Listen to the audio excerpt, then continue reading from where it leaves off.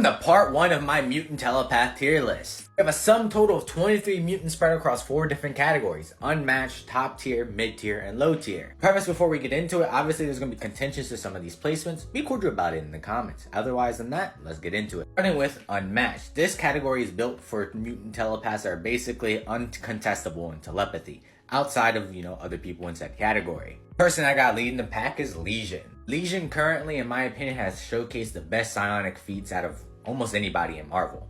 Like creating and manipulating concepts, creating and manipulating universes, all with his own mental might. When compared to someone like Jean, for example, most of their psychic interactions either end in Legion's favor or neutralistic.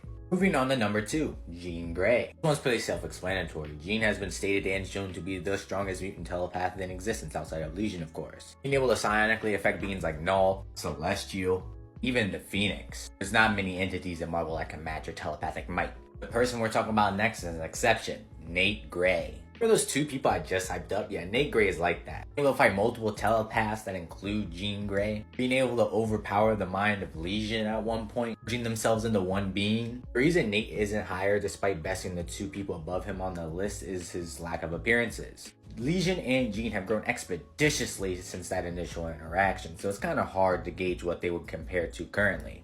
Now in the top tier, this list of mutants comprised of people with amazing feats, but just at their peaks don't correlate to the people up here. In the top tier pack is Madeline Pryor. Maddie isn't a direct one-to-one to Jean Grey, but she's damn near close. Every psychic interaction they have, they go damn near equals with each other.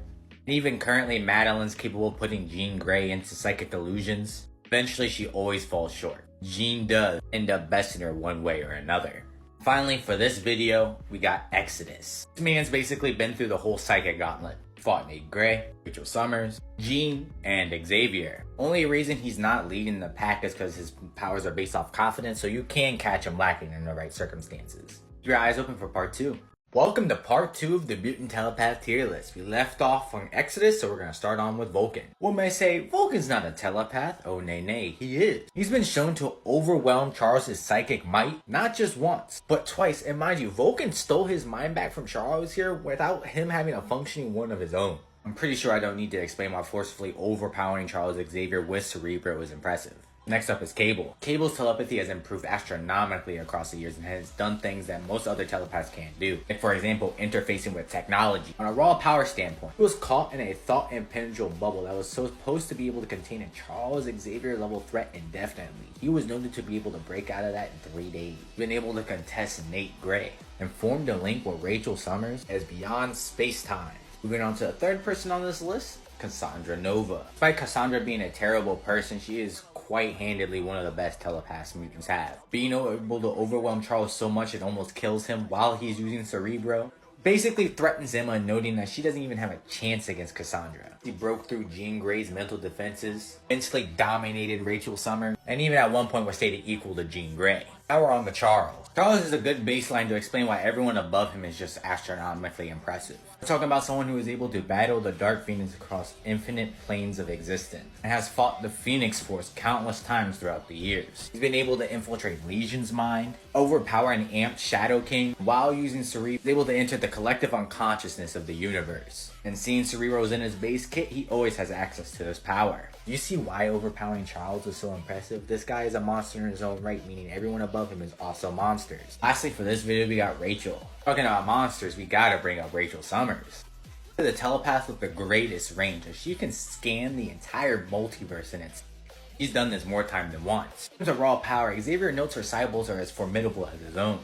Being able to match the upper limits of his power output. He's able to match Emma, adversely knock out Psylocke, into Apocalypse's mind, even overwhelm Kid Omega. Be sure to check out part 3 where I cover the rest of the top tiers. Welcome to part 3 of my Mutant Telepath tier list. In this video, we're going to be finishing off the top tier list. Starting with Kid Omega. Kid Omega has done a plethora of things like being able to block Rachel Summers from entering his mind, mentally blocking Emma Frost's telepathy, defend against Red Onslaught, even put a mentally distressed Jean to sleep. He's also phenomenal at creating constructs capable of affecting Wolverine. Pause for some details if you would like. Next up is Emma. Emma's been through it all. She's able to match Charles Xavier, mentally break free of the Phoenix's control and able to hide things from it mentally. Another instance of her blocking the Phoenix. Capable of overwhelming multitudes of different telepaths, including Kid Omega and Rachel Summers. She has also still made it Exodus, granted with extreme help. She's also one of the few telepaths that know direct counters to magic users. Next is Betsy and Quanon. I want to talk about their feats conglomerately because for a long time they've been one being. Shown to be able to put the Shadow King in a mental prison in her head and has bested him on several occasions. He's even able to forcefully enter Strife's head, a Cable level telepath. And in terms of who's better than who against each other, Betsy is above Quanon as shown here.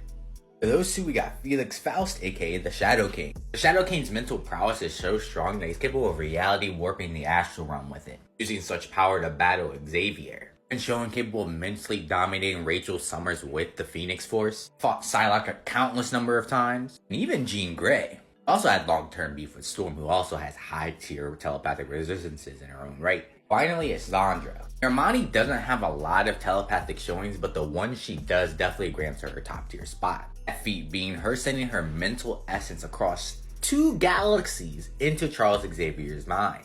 Transferring her consciousness across 2 galaxies is a feat not other top tiers have been shown to do. This is underrated, give her respect. That'd be it for the top tiers. Check out my final part where I talk about the rest of these bozos.